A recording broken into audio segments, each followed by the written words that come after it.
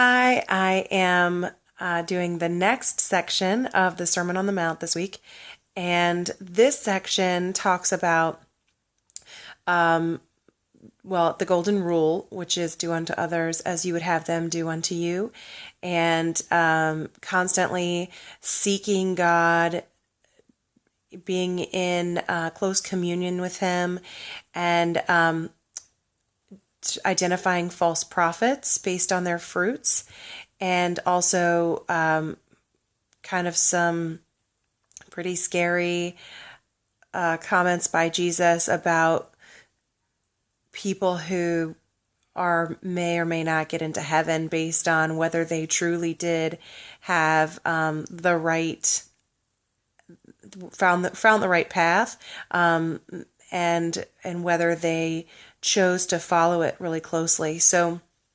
again and again through the Sermon on the Mount, I have been just so humbled and convicted by the way that Jesus talks about lawlessness being the path, the wrong path, the broad path. So at that time, the law, again, so Jesus came to offer us grace and mercy, but he never said we didn't have to follow the law anymore. And he talks so many times throughout his teaching about how if you don't follow the law, then you're not really following him. So I think it gives me pause because I don't follow Old Testament Jewish law to the letter.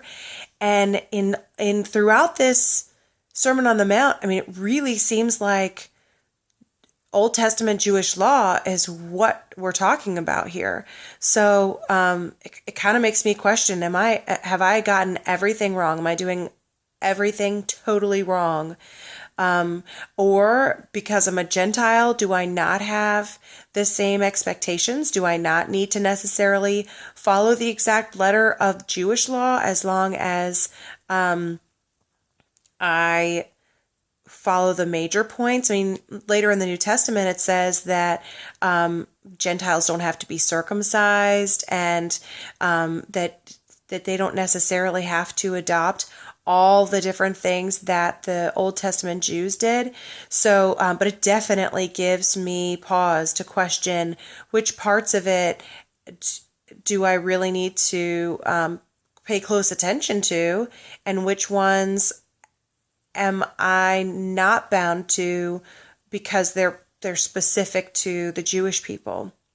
So, there are some different comments in here, but it's a relatively short commentary. Again, even though it's a long passage, it's a relatively short commentary just because there were some things I could note culturally, and maybe some things I could note historically. But other than that, it's really just the verses itself that are the content here. So take a look, read the Bible, and I'll see you next time.